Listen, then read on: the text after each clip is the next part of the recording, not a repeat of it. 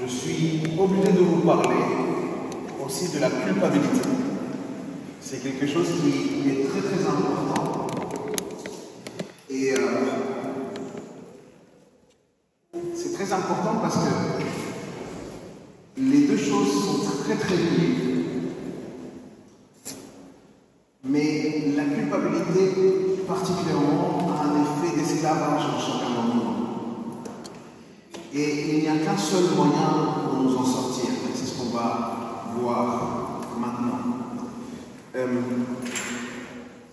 Quand j'ai étudié ça, je me souvenais de la première fois où j'ai ressenti clairement de la culpabilité, déjà un petit peu plus adulte. On peut sentir de la culpabilité parfois en étant enfant, en faisant telle ou telle bêtise, mais un petit peu plus grand, ou à l'adolescence. Moi, c'était mon cas, c'était à l'adolescence. J'ai vécu une expérience qui m'a beaucoup marqué et qui va nous servir d'introduction pour ce qu'on va voir aujourd'hui.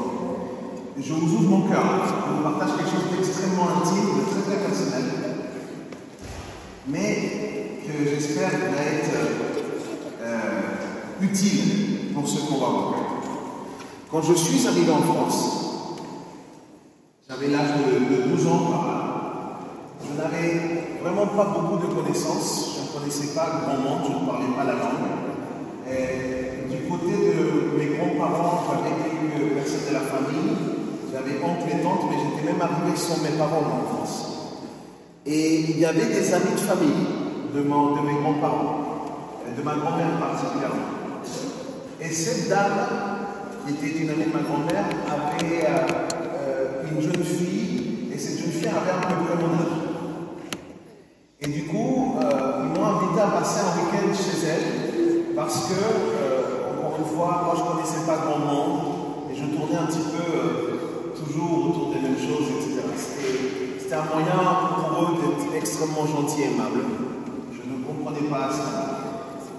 Et ce qui va se passer, c'est que quand je vais arriver chez elle, je vais me confronter à un phénomène un peu particulier. C'est que pour la première fois, je suis dans une maison dans laquelle il y a plein de pièces qui traînent par terre. Beaucoup de pièces qui traînent par terre. Okay? Je ne sais pas si chez vous c'est comme ça. Mais là, c'était le cas. Okay? Des pièces de 2 euros, de 1 euro, comme ça. Et ça traînait par terre, partout. Mais quand je vous dis partout, c'était partout. Je ne sais pas si c'était la maison d'oncle Picsou. Mais c'était quelque chose de très choquant pour moi, de très... Voilà, ça m'a tout de suite surpris, c'est le genre de truc. Ah, d'accord. Ah, d'accord. C'était vraiment ça, c'était littéralement ce que j'ai vécu là. Quand j'ai vu des pièces par terre, une tentation arrivée dans ma vie. J'étais tout jeune, j'avais 2 ans. Je me suis dit, bon, 1 ou 2 euros. Jamais. Et du coup, j'ai commencé à ramasser une petite pièce, puis une deuxième, puis une troisième. À la fin, j'avais l'impression d'être un aspirateur. Et j'ai commencé à mettre ça. Et même en prenant un petit sac de pièces, il se trouve qu'il y avait encore plein, quoi. Mais voilà, j'avais pris ça. Très très mauvais. Je sais que tu me regardes comme ça. Oui, c'est très mauvais ce que j'ai fait. Tu as raison. Et je vais te dire, c'est un truc de fou qui m'arrive. Je finis le week-end. Je mets ce sac de pièces dans mon sac à dos et je vais pour repartir. Au moment où je suis à la porte, c'est pas le contrôle des douanes, mais ils me disent au revoir en fait, de manière extrêmement gentille. On avait passé un bon moment. Mis à part ça, c'était un très bon week-end, c'était très sympathique, on avait bien mangé, vous savez qu'elle se me parle par là, du coup c'était bien, c'était très bien. Et du coup, j'arrive, et au moment où je suis à la porte, cette dame, de manière extrêmement gentille avec sa fille, ils me disent qu'on a un cadeau pour toi. Et ils me passent une enveloppe. Et moi je ne comprenais pas, qu'est-ce que c'était que cette enveloppe, parce que c'était la première fois qu'on me passait une enveloppe. Aujourd'hui, je comprends mieux ce que c'est qu'une enveloppe. Il y avait des sous. Je sors, j'ouvre, je J'étais en chemin déjà. J'ouvre l'enveloppe et là je vois des sous. Il m'avait donné de l'argent. En plus de m'accueillir au week-end, il m'avait donné de l'argent. Et moi, j'avais dans mon sac à dos des pièces qui leur appartenaient. Et moi là, à ce moment-là, les amis, je me suis senti tellement mal que pendant au moins une semaine, j'étais dans une sorte de culpabilité, mais extrêmement terrible. C'est la première fois vraiment que j'ai ressenti ce sentiment de culpabilité. La culpabilité, c'est quelque chose d'extrêmement sérieux, à tel point que c'est la première cause pour laquelle les gens vont voir le psychiatre. C'est la première cause pour laquelle les gens vont voir le psychiatre. Il se passe quelque chose. Et je voudrais résumer mon message en cette phrase. La culpabilité nous rend esclaves, mais la repentance nous libère. La culpabilité nous rend esclaves, mais la repentance nous libère. Personne ne peut dire qu'il n'a jamais expérimenté de la culpabilité. Si vous n'avez jamais expérimenté de la culpabilité, c'est soit que vous n'avez vraiment aucune conscience, c'est soit que vous êtes un ange. Et dans ce cas-là, je veux bien l'autographe sur ma Bible à la fin. Ok? Le truc, c'est que je me rends compte qu'on ne comprend pas toujours tout le sens ou toute la compréhension de ce que ça veut dire la culpabilité dans toute sa profondeur. Et malheureusement, ne pas comprendre ce que ça veut dire vraiment la culpabilité, c'est ne pas non plus comprendre ce que ça veut dire la repentance. Et c'est pourquoi je vous propose qu'on s'attelle maintenant à ça. On va être très étudieux ce matin. Dis à ton voisin, merci Seigneur pour ton cerveau. C'est bien. C'est bien, c'est pour que tu réfléchisses. Je vais parler d'abord du sens de la culpabilité. Il y a dans la culpabilité même plusieurs choses à considérer. D'abord, la culpabilité, c'est une expérience universelle.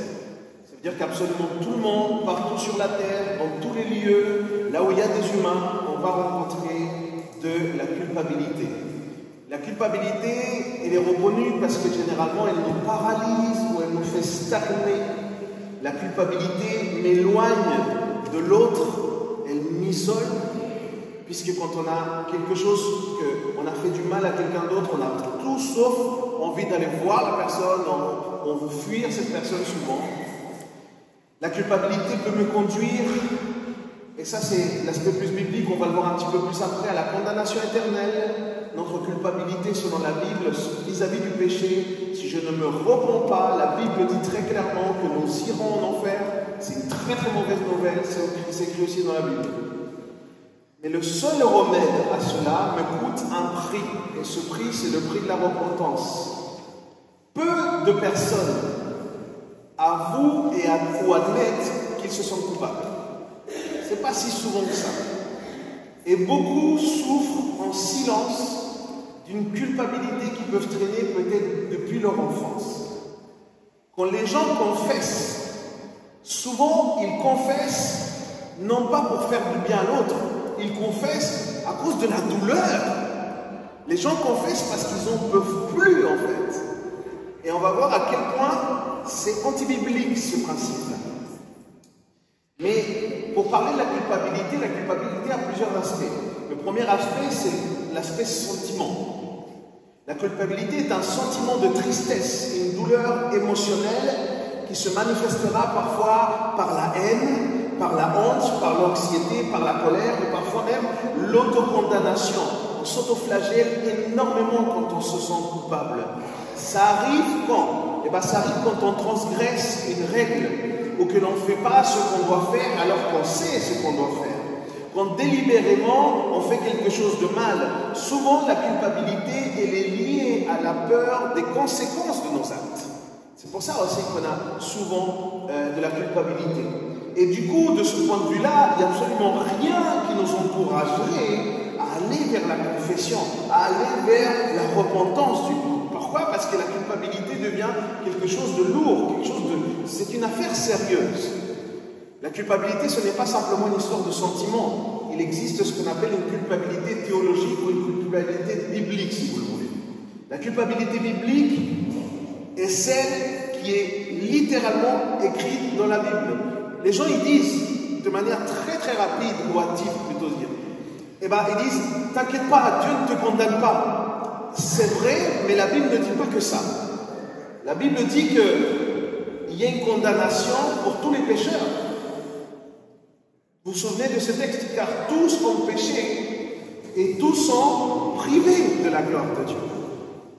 Ce texte dit qu'il y a une culpabilité du coup qui est là. C'est une culpabilité qui applique simplement la justice de Dieu. Si Dieu est totalement parfait et qu'il est totalement juste, il ne peut pas supporter l'injustice et ce qui est imparfait du coup. Et du coup, il faut qu'il y ait une justice qui s'applique. Nous avons péché, il faut qu'il y ait une justice qui s'applique. Le pécheur mérite un salaire, et le salaire du péché, c'est la mort, la Bible dit. Nous sommes coupables. Voilà le constat biblique. Nous sommes coupables car notre nature même, elle tend vers le péché. Ok? Donc, sans Jésus, nous sommes déclarés coupables. Mais, et voilà bien la bonne nouvelle, si nous sommes en Christ, si nous avons donné notre vie à Dieu, nous sommes justifiés par lui. Ça veut dire que lui, il paye ce qu'il faut payer à notre place, il paye de sa vie, il meurt pour chacun d'entre nous, pour que nous ne puissions pas être condamnés par cette culpabilité. Et voilà la bonne nouvelle de l'Évangile. L'affaire de la culpabilité est beaucoup plus sérieuse que ce que vous pensez. Si on va d'un point de vue beaucoup plus personnel, ce qui se joue en nous, en chacun d'entre nous, quand on est dans ces moments-là, lorsqu'on est accusé par notre propre conscience, c'est ça la culpabilité aussi personnelle, par nos propres standards. Les perfectionnistes, ils ont très souvent un gros problème là-dessus. C'est vraiment l'un des soucis les plus importants pour eux, parce que les perfectionnistes ont une conscience ultra sensible et fréquemment se chargent de beaucoup de culpabilité. Les perfectionnistes, quand ils n'arrivent pas à finir quelque chose, ou ils n'arrivent pas à faire les choses comme ils les avaient prévues, ils se chargent d'une certaine culpabilité. Pourquoi? Parce que la perfection est impossible à atteindre. Et Dieu le sait. C'est pour cela que Dieu n'encourage pas la quête vers la perfection. Le Seigneur nous encourage dans une quête d'excellence, ce qui n'est pas la même chose. Parce que la perfection viendrait être ce que nous serions capables de faire, alors que l'excellence, on est dépendant de Dieu. Si Dieu nous encourage à l'excellence, c'est parce que Dieu veut nous aider dans cette démarche. Ce qui nous amène à réfléchir sur deux genres de culpabilité. Celle qu'on peut appeler la culpabilité appropriée et la culpabilité inappropriée. La culpabilité appropriée, elle est là lorsqu'on est convaincu qu'on est en train d'enfreindre une loi. Pour nous, enfants de Dieu, particulièrement quand on est en train d'enfreindre la loi de Dieu. Comme moi, quand j'étais petit là, tu ne commettras pas de vol. J'étais en train de commettre littéralement du vol. Mais il y a aussi la loi des hommes. Quand nous, on enfreint la loi des hommes, par exemple le code de la route, si le feu il est rouge et que tu passes et que ça ne te fait rien, il y a un problème. Il y a un problème. Il y a quelque chose, en tout cas, qui doit se jouer au niveau de notre conscience. Pareil, quand on est injuste envers quelqu'un, il y a notre conscience qui nous rattrape finalement. Cette culpabilité-là, comprenez-moi bien, elle est appropriée. Elle est appropriée parce qu'elle nous fait ressentir des remords selon le degré de gravité aussi de nos actes. C'est approprié parce que toutes ces transgressions sont une forme de péché. Donc cette culpabilité, elle est appropriée. Quelle serait donc celle qui est inappropriée? Eh bien, c'est lorsqu'on se sent coupable de quelque chose que l'individu considère comme péché alors que ça ne l'est pas forcément. Ok? Ou quand, plus simple, quand c'est disproportionné. Par exemple, moi j'ai ma fille qui a un don qui me dépasse, qui est celui de faire des bêtises avec l'eau. C'est pas grave. Et ben moi, parfois, je réagis de manière disproportionnée. Et je me fâche tellement avec elle. Mais en fin de compte, c'est de l'eau. Je me fais comprendre. Du coup, on peut être dans une forme de culpabilité disproportionnée. Et d'ailleurs, on peut charger les gens de culpabilité disproportionnée. C'est un problème. Moi, j'essaie de faire très attention quand j'ai remarqué que je perdais patience très rapidement. Je dis, Seigneur, aide-moi. Aide-moi. Et pour être plus concret, voilà ce qu'on peut entendre par culpabilité appropriée. La culpabilité appropriée, elle doit être basée sur des faits. Elle engendre de la douleur parce qu'on fait du mal à l'autre, en tout cas quand on fait du mal à l'autre. Cette culpabilité, c'est aussi une forme que Dieu nous donne pour nous ramener une conviction de péché. Et cette conviction de péché nous emmène vers la repentance. Cette repentance, elle nous conduit à la réconciliation avec Dieu. Ok? Et quand on est réconcilié avec Dieu, on sait qu'on est accepté. Et du coup, on sait que Dieu nous pardonne. C'est alors qu'on peut vraiment savourer et apprécier l'œuvre de Jésus-Christ à la croix. Donc, c'est une culpabilité appropriée. Par contre, la culpabilité inappropriée, elle ne se base pas sur des faits, elle se base sur des sentiments, ce qui n'est pas la même chose. Elle engendre la peur comme conséquence, elle engendre du châtiment. La culpabilité inappropriée, c'est une arme de Satan pour nous condamner, chacun d'entre nous. Elle engendre même l'autocondamnation. Cette culpabilité inappropriée, elle m'éloigne de Dieu. Et elle me fait même rester parfois dans un état d'apitoiement. On s'autoflagelle, comme je le disais. Et cette culpabilité inappropriée me fait compter sur mes œuvres. En gros, je veux et je vais réussir à me rattraper. Et je fais un certain nombre de choses pour ne pas me sentir coupable, et c'est disproportionné. Comme par exemple un papa qui abandonne ses enfants, mais qui est extrêmement collaborateur, il va aider énormément de familles à côté. Parce qu'un jour, il a abandonné ses enfants, du coup, il se sent profondément coupable. Pourquoi c'est pas bon, les amis? C'est parce que le pardon, on ne l'obtient pas par nos œuvres. Le pardon, on l'obtient à cause du sacrifice de Jésus à la croix. Amen. Donc notre chemin vers le pardon doit toujours être le chemin de la repentance. Ce n'est pas dans le faire. Ce n'est pas dans le fait de simplement essayer de rattraper. Je ne dis pas que c'est mauvais. Quand il est possible pour nous, la Bible le dit aussi, il faut réparer, c'est important. Mais, ceci étant dit, on doit maintenant révéler vraiment quel est le problème du sens de la culpabilité. Je ne serai pas très long ce matin. Quand la culpabilité devient la seule raison, regardez-moi, quand la culpabilité devient la seule raison pour faire le bien, c'est un problème. Quand on commence à faire le bien à cause de la culpabilité, c'est un problème. Parce que l'enfant de Dieu ne fait pas le bien parce que la culpabilité le conduit. Non, le vrai disciple de Jésus fait le bien parce qu'il aime Dieu. Il fait le bien parce que Dieu l'a libéré, comme on l'a vu la semaine dernière pour cela. Parce qu'il a le choix de faire le bien. Et ce n'est pas la même chose. La culpabilité ou la peur ne peuvent être une motivation pour faire le bien ou la volonté de Dieu. La motivation première doit être toujours et uniquement l'amour que nous avons pour Dieu. C'est ça qui va nous conduire à une véritable repentance. Parfois, par sens de culpabilité,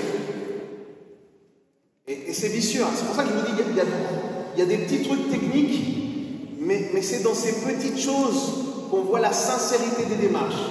Parfois, par sens de culpabilité, on confesse nos péchés. Mais on confesse les péchés finalement pour nous sentir nous bien, ok? Pour être bien avec nous-mêmes. En fait, on essaye de laver nos consciences. Mais on ne lave pas nos consciences parce qu'on aime Dieu, ou parce qu'on veut lui faire plaisir, ou parce qu'on veut être en bonne relation avec Dieu. Non, non, non. On lave nos consciences simplement parce que, comme je le disais, c'est lourd pour nous, les enfants de Dieu. Pour les enfants de Dieu, la culpabilité devrait nous amener à mettre effectivement nos torts, demander pardon, chercher une réconciliation, mais parce qu'on aime Dieu, encore une fois. Autrement, nous continuons à être esclaves de cette culpabilité. Parce que vraiment, on peut être esclave de cette culpabilité.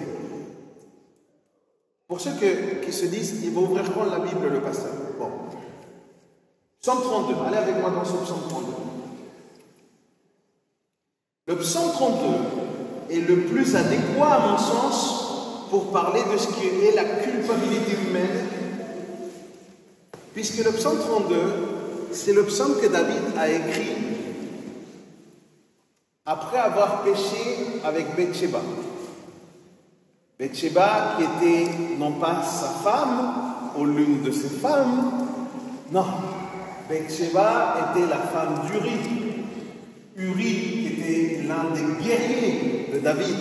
Donc Uri, cet homme-là, était à la guerre, il était parti sur le champ de bataille pour se battre pour le royaume de David. Donc c'était quelqu'un d'extrêmement loyal à David. Et pendant ce temps-là, David, en étant chez lui, en train de boire son petit cocktail, il va voir quelqu'un au loin. La Bible dit qu'il arrive à percevoir cette silhouette, cette femme, et il va la désirer au point de la faire sienne. Et ce qui se passe, c'est qu'à la base, ce n'était pas la sienne. Et à ce moment-là, tout le côté le plus moche, le côté le plus sombre, le côté le plus nocif de David va se révéler. Et David va mettre en place, oui, le grand roi David, celui qui a écrit les psaumes. David va mettre en place un plan machiavélique, c'est atroce. Il va mettre en place comment ça s'appelle, un plan pour pouvoir finalement faire tuer celui qui était le mari de Bathsheba. Et dans un premier temps, il voulait lui faire porter le chapeau, il voulait quelque part qu'il assume la paternité, ça ne va pas fonctionner. Du coup, après, il va littéralement lui donner une lettre. Dans cette lettre, il va retourner sur le champ de bataille, et dans cette lettre, il y avait sa condamnation propre à mort. David, entendez-moi bien, David connaissait Dieu. Ok? David connaissait Dieu. Pourquoi c'est important pour moi de dire ça? Parfois, les gens font une utopie de ce qu'est un chrétien. Les gens font une utopie de ce qui est un enfant de Dieu. Vous ne savez pas le nombre de personnes que parfois se trouvent ici à l'intérieur de l'Église qui vivent des choses chaotiques dans leur vie.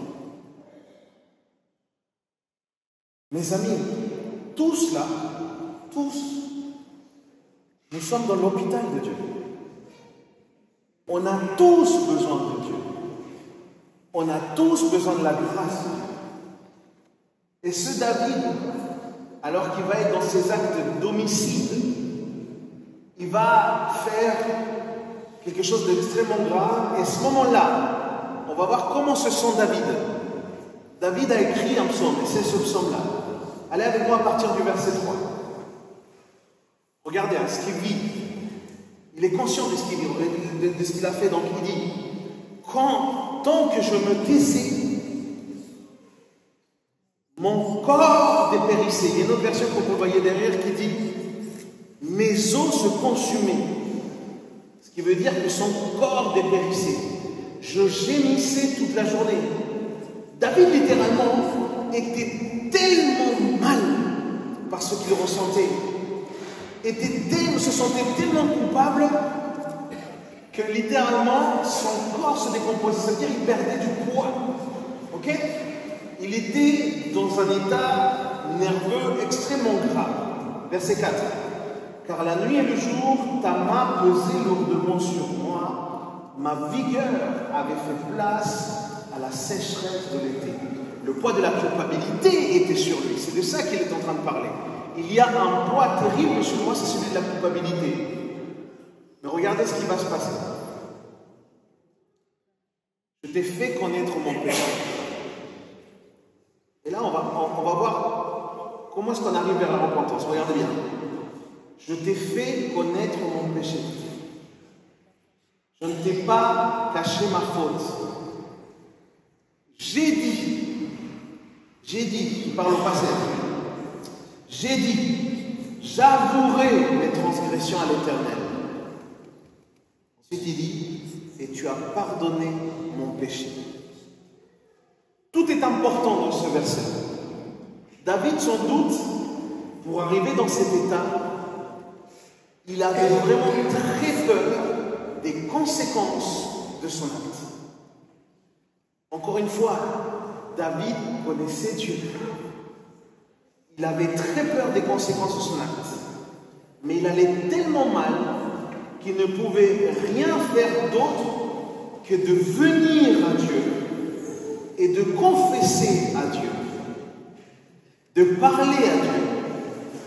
Et regardez ce qui se passe, pourquoi c'est important tous les détails dans ce verset. Parce qu'il dit qu'il a décidé. Quand il dit « j'ai dit dans mon cœur », ça veut dire qu'il a pris une décision. J'ai décidé, regardez, il a pris une détermination. Je vais vous dire quelque chose qui est très très important pour nous tous là aujourd'hui. C'est très très important. La confession, le fait d'admettre des péchés, ce n'est pas un acte de foi. Entendez-moi bien. La confession, ce n'est pas un acte de foi. Je dis ça parce qu'il y a des personnes qui attendent des actes de foi pour tout. Il y a des gens qui spiritualisent absolument beaucoup de choses, et ce qu'il y a de plus spirituel, c'est ici ce qui se passe là. La confession est une détermination dans notre raisonnement. Restez avec moi, s'il vous plaît. La confession est une détermination, mes amis, qu'on prend dans notre raisonnement, c'est dans notre tête. Ce n'est pas par la foi, c'est une décision rationnelle. David s'est dit à lui-même, je vais confesser, je vais avouer, puis il va le faire, il va le confesser, il va louer, il va l'avouer. Et la Bible, il dit ici la réponse immédiate de Dieu. Parce que tu l'as avoué, parce que tu as fait cet acte rationnel, eh bien Dieu a pardonné. Il a confessé, il l'a déterminé dans sa tête, dans sa pensée, et Dieu a pardonné. Je vais vous dire quelque chose que je pense c'est de la part de Dieu encore ce matin. Tant qu'on ne traite pas le sentiment de culpabilité en nous, on sera envahi par la haine, par l'anxiété, par le ressentiment. Tant qu'on ne traite pas la culpabilité en nous, on sera envahi par la dépression, par l'impression qu'il n'y a rien qui va. On avance, on se dit il n'y a rien qui va. On sera envahi par une espèce de fausse humilité. On se montre devant les gens, mais en fait on n'est pas vraiment ce qu'on se montre, puisqu'à l'intérieur c'est un chaos. Tant qu'on est dans la culpabilité, tant qu'on n'a pas traité ce sentiment, on va être dans cette autocondamnation, on va être dans la honte. Et vous savez comment je reconnais ces gens-là? Vous savez comment reconnaître toutes ces personnes-là? Et bien toutes ces personnes-là deviennent des personnes hypersensibles, hyper tendues, fatiguées, tristes, peureux, et les gens ils s'isolent. Tu veux comprendre qui vraiment est rangé par quelque chose comme ça? Tu veux comprendre si toi tu es dans ce cas-là? Voilà les symptômes. C'est concret. Mais j'ai une bonne nouvelle pour toi ce matin. Dès que tu avoueras, dès que tu confesseras, dès que tu te repentiras, ça résoudra le problème de culpabilité dans ta vie. C'est biblique. C'est ce que David a vécu ici. Et il l'a vécu parce qu'il s'est réellement repenti. Il a vécu une repentance véritable.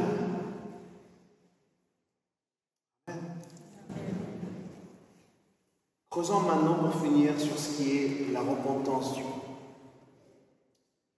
C'est tellement puissant, mes frères et sœurs, c'est tellement puissant que de demander pardon au Seigneur, que de se repentir, que de demander pardon aux personnes à qui on doit demander pardon.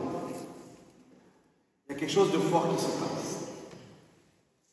Mais pour décrire la repentance, il y a trois mots majeurs que la Bible utilise. Je vais prendre l'entièreté de la Bible pour parler de la repentance. Le premier mot, c'est Shub. Tu peux remettre le premier mot? On voit dans Malachie, juste le mot d'amour. C'est le mot Shub qu'on voit dans Malachie chapitre 3, verset 7. Et le principe ici, pour ce mot-là, c'est la repentance a un lien avec le fait de revenir. Ça veut dire ça, ça veut dire revenir. Ok? Très important. Deuxième mot, c'est le mot nakam. C'est en hébreu, c'est deux mots. Le mot nakam veut littéralement dire douleur. C'est le mot qui est employé par Job à la fin du récit de Job, quand il se repent devant Dieu et quand il se regarde à lui-même et il commence à sentir une souffrance à cause de ce qu'il a commis devant Dieu. Et bien ça, c'est le mot nakam. Et il y a un troisième mot pour parler de repentance. La repentance, c'est l'ensemble de ces choses-là. C'est le mot métanoïa. Et ce mot, vous le trouvez dans le Nouveau Testament, dans Marc 1, 15. Et ce mot veut dire littéralement le changement de mentalité. Trois choses donc. On change de mentalité. On éprouve de la douleur. Et on revient. Et l'histoire la plus concrète, la plus simple et la plus profonde en même temps, pour parler de ça, c'est l'histoire du fils prodigue. Souvenez-vous de cette histoire. Il y a parfaitement ces trois caractéristiques qu'on va pouvoir retrouver. Allez avec moi, Luc chapitre 15, versets 18 à 19. C'est là où on voit un peu ce qui est dit. Vous connaissez l'histoire du fils prodigue? L'histoire du fils prodigue, c'est un enfant qui était dans une famille. C'est une histoire qui racontait d'un enfant qui était dans une famille, qui demande son héritage à son père avant l'heure, parce qu'en fait, il veut profiter quelque part de la vie, il veut vivre, comme on dit chez nous, la vida loca. Et du coup, il prend son héritage, il s'en va, et il va vraiment faire n'importe quoi avec tout son argent. Quand il y avait de l'argent, il y avait les amis. Quand il n'y a plus d'argent, il n'y a plus d'amis. Tiens, ça n'a pas changé beaucoup de nos jours, les choses. Okay? Et du coup, il va vivre quelque chose de particulier, puisque à un moment, il a faim. Et parce qu'il a faim, il va devoir travailler. Et là, il se retrouve à lui-même devoir alimenter les pourceaux, les cochons. C'est une histoire dans un milieu juif. C'est un aliment impur. Donc en gros, il va se retrouver exposé à l'impureté la plus concrète et il va tellement mal qu'il va même manger finalement de la nourriture des cochons. C'est quelqu'un comme ça, ok? Quelqu'un qui est vraiment dans un état chaotique. Mais regardez ce qui va se passer. Verset 18. Je vais retourner vers mon père. Du coup, là, on a le mot Shub. Je vais retourner vers mon père et je lui dirai: j'ai péché contre le ciel et contre toi. Je ne suis plus digne d'être après ton fils. Traite-moi comme l'un de tes ouvriers.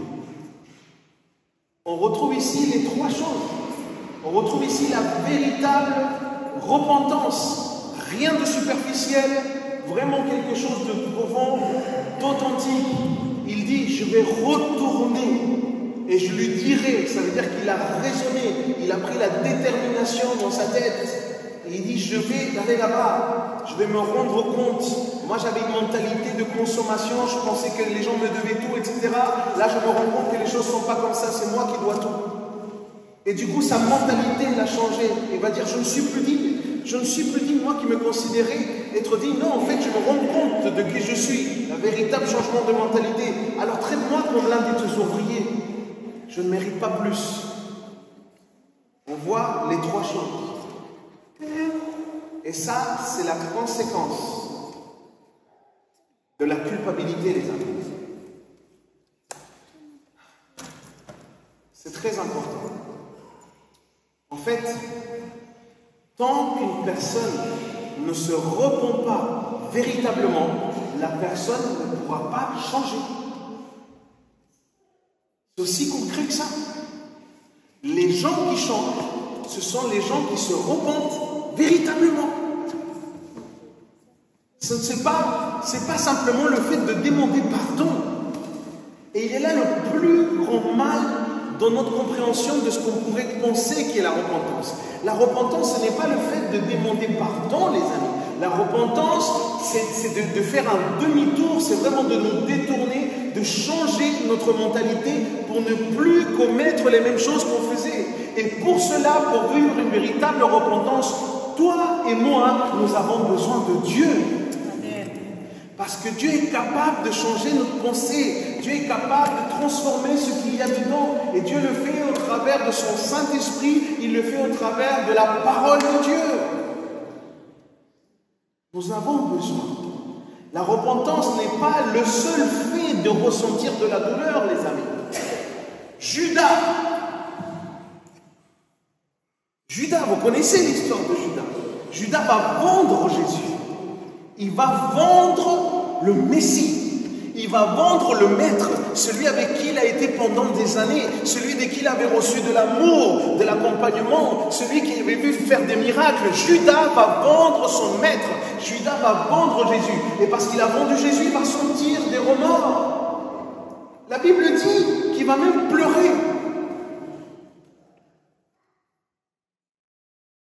Est-ce qu'il était vraiment repentant? Encore une fois, la repentance n'est pas le seul fait de ressentir de la douleur. N'est pas non plus un simple changement de conduite. Parce qu'il y en a, excusez-moi, je vais dire les choses très très clairement ce matin. Il y en a, c'est des manipulateurs ou des manipulatrices. Ils savent comment nous parler. Mais avec le temps, on remarque bien que finalement, on n'a pas changé. On reconnaît l'arbre à quoi? À son fruit. Attends que la saison passe et que ça produise des fruits. Et là, tu vas voir le fruit. Judas a rendu les pièces d'argent. Plein de remords. Il n'en pouvait plus la rendre. Mais Judas, il était mal avec sa conscience. Il ne voulait pas faire les choses parce qu'il aimait Jésus. Ce n'était pas ça. La repentance n'est pas simplement le fait aussi de se justifier. Parce que parfois, on vient, et comme on veut dans la repentance, on explique, ouais, mais tu sais, oui, c'est vrai, je t'ai trahi, j'ai très mal parlé. Oui, mais tu sais, il faut que tu te souviennes que moi, avant, quand j'étais petit, etc. Et puis on cherche des justifications. Saül,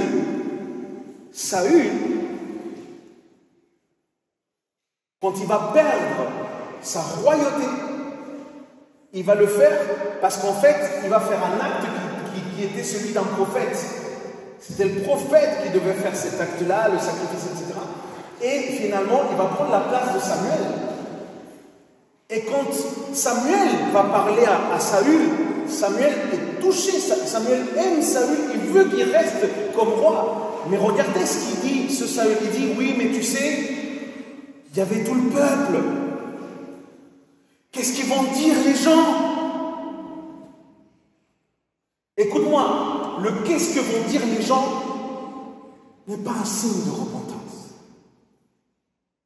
Ce n'est pas ça la repentance. Ça, c'est le fait que tu te préoccupes de ta réputation, c'est tout. Il était obsédé par son image, ce Saül, c'est tout. Et encore une fois, la repentance, très important à savoir, les amis. La repentance n'élimine pas les conséquences. La repentance n'élimine pas les conséquences.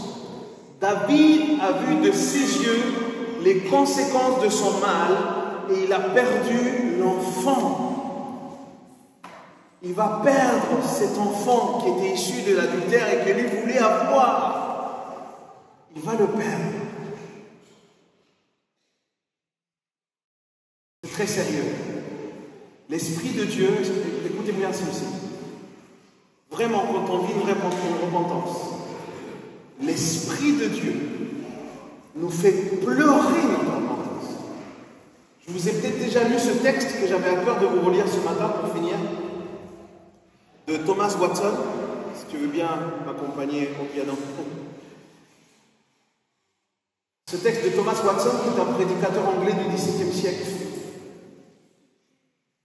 Et regardez ce qu'il va dire, ce frère, concernant ce moment que David a vécu. Il va dire ceci. Nous devons trouver plus d'amertume dans le fait de pleurer nos péchés que dans la douceur de les commettre. Je relis ça. Nous devons trouver plus d'amertume dans le fait de pleurer nos péchés que dans la douceur de les commettre. Certainement, David a trouvé plus d'amertume dans la repentance qu'il n'avait trouvé de réconfort auprès de Bathsheba. Les larmes ont 4 qualités. Elles sont humides, salées, chaudes et amères. Et c'est vrai des larmes de repentance. Elles sont chaudes pour réchauffer une conscience glacée. Elles sont humides pour radoucir un cœur dur. Elles sont salées pour assaisonner une âme dégénérante dans le péché. Elles sont amères pour nous sevrer de l'amour du monde. Et j'ajouterai personnellement une 5e. Elles peuvent être douces dans la mesure où elles peuvent réjouir aussi l'intérieur de nos cœurs à cause de la repentance. Il y a un moment où l'apôtre Paul se fâche avec l'Église. Il y a un moment où l'apôtre Paul, on le voit parler fort à l'Église. Ce n'est pas souvent. L'apôtre Paul est un homme qui aime l'Église. Je peux vous l'assurer. L'ensemble des textes transpire l'amour de cet homme, le souci de cet homme pour l'Église. Mais à un moment, il va se fâcher.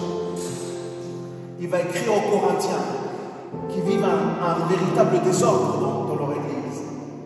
Et l'apôtre Paul est peiné de ça. Il est peiné des choses qu'ils ont laissé entrer dans l'Église. Allez avec moi dans 2 Corinthiens chapitre 8.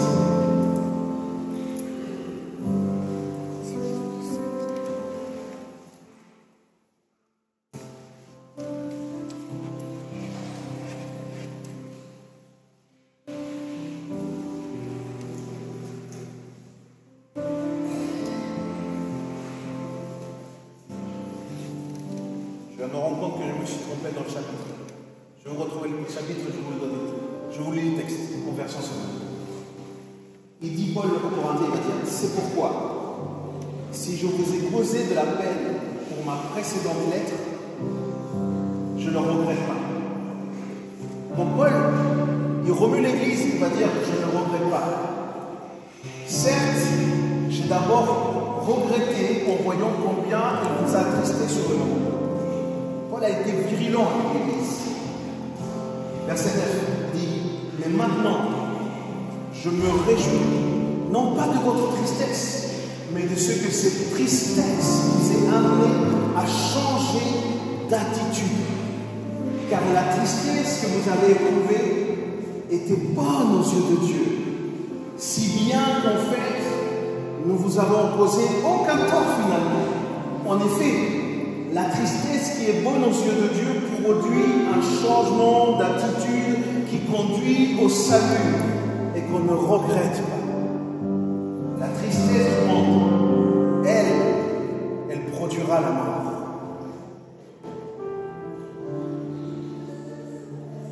J'ai vu des gens vivre ou répondre à une espèce d'évangile avec une grâce pas chère. Et on disait aux gens, ne t'inquiète pas, Dieu te pardonne, reste comme ça, juste va dans le trône de la grâce. Reste comme ça, ne t'inquiète pas. Tu sais, Dieu il est bon.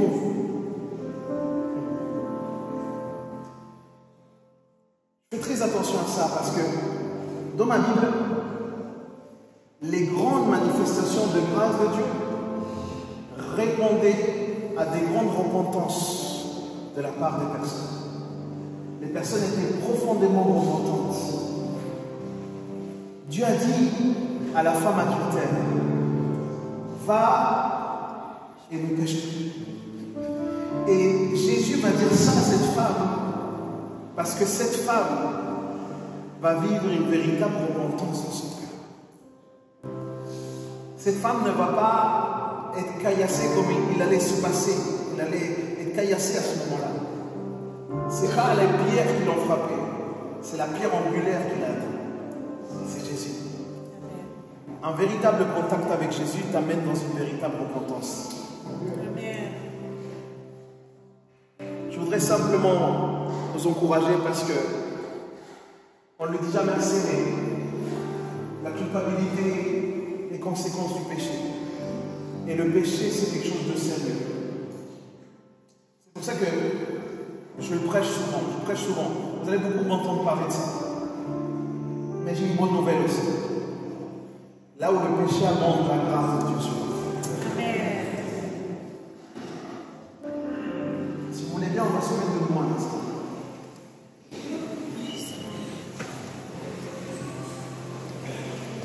Je ne prêche pas pour que vous me trouviez sympathique, gentil, beau gosse simplement.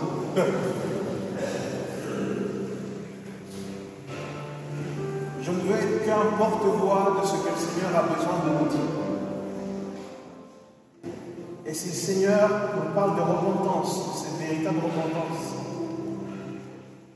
c'est parce que le Seigneur veut que nous voyagions légers, les amis. Et tu as peut-être ce matin un énorme fardeau sur toi.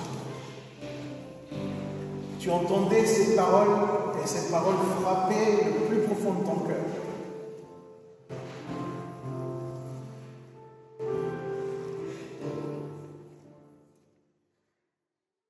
Je ne suis pas là pour te juger. Aucune personne ici n'est là pour te juger. Seul Dieu est parfait. Seul Dieu est parfait. Nous sommes là pour manifester l'amour au milieu de ta détresse. 1 Pierre chapitre 4 verset 8 qui dit avant tout, aimez-vous ardemment les uns les autres, car l'amour pardonne un grand nombre de péchés.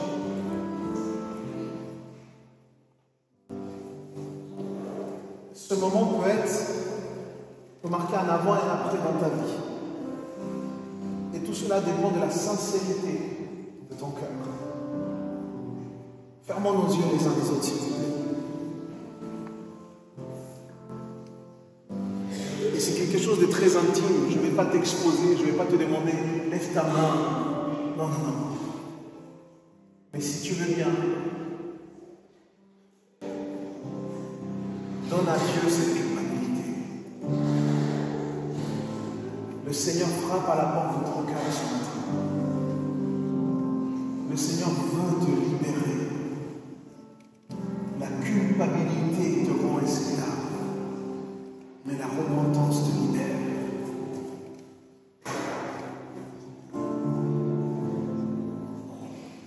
Dis au Seigneur ce matin.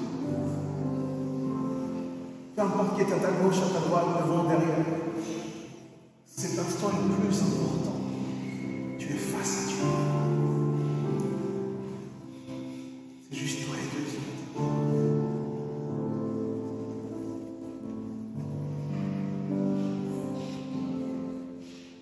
revenir.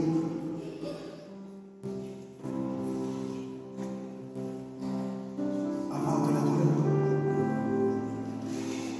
Changer de mentalité.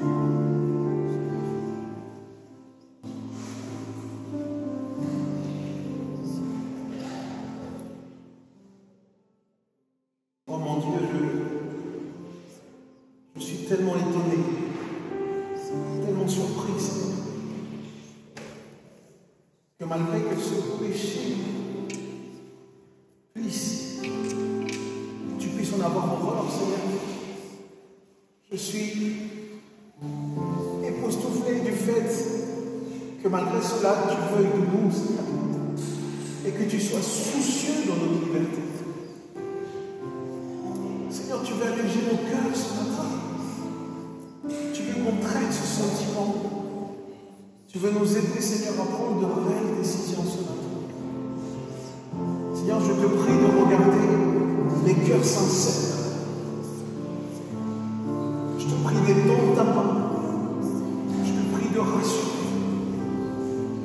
Ceux qui, comme David, ceux qui, comme le fils prodigue, vont déterminer dans leur pensée une décision rationnelle de venir vers toi, de faire le nécessaire. Ceux qui vont pouvoir le confesser, ceux qui vont réparer ce qui a réparé, ceux qui vont demander pardon à ceux qui ont besoin de demander pardon, ceux qui vont présenter des fruits de repentance. Et je te prie, Seigneur, parce que ce n'est pas quelque chose de facile. Et merci parce que tu as mis, Seigneur, cette puissance qui est ton esprit en chacun d'entre nous, pour que tous ces défis qui nous surpassent puissent être relevés avec toi. Entends nos cœurs, Seigneur, ce matin. Et permets-nous, Seigneur, de plonger notre repentance.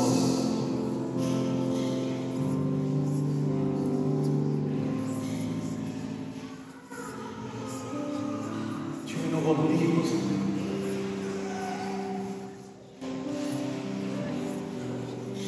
Merci, Seigneur. Merci, Père. Si vous voulez bien, gardez vos yeux fermés. Peut-être que tu viens pour lui la première fois dans ce lieu. Et le Seigneur se révèle à toi. Aujourd'hui, tu as une rencontre littéralement avec Dieu au travers de sa parole. C'est Dieu qui se manifeste envers toi parce que ça fait longtemps qu'il te cherche. Mais Dieu a besoin d'une chose te concernant. C'est que tu te consacres à lui. C'est que tu lui offres ta vie. Et tu consacres ton cœur. Mon ami, je voudrais te faire une invitation qui a bouleversé la vie de la plupart des personnes qui sont ici. C'est de pouvoir te repentir et de devenir enfant de Dieu. Alors si ce matin, tu n'as jamais fait jusqu'à aujourd'hui un véritable engagement de vie avec Dieu, je vais te laisser cette opportunité. C'est Dieu même qui fait ça avec toi. Si tu souhaites donner ta vie au Seigneur, si tu souhaites le confesser de ta bouche, en ce matin, là où tu es, mon frère, ma soeur, juste lève ta main vers le ciel. Tout le monde avec les yeux fermés, juste lève ta main vers le ciel. C'est quelque chose au bout de toi, Dieu.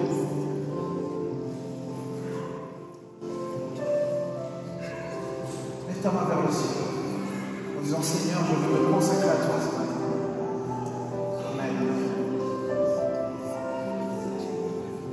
Maintenant, avec ta main levée, je vais t'inviter à répéter cette simple prière avec nous. Dis, Seigneur, pardonne-moi pour tous mes erreurs. Pardonne-moi pour le mal que j'ai pu commettre jusqu'à aujourd'hui. Merci parce qu'aujourd'hui, tu te révèles à moi. Et je veux aujourd'hui confesser Christ comme mon sauveur et comme Seigneur de ma vie.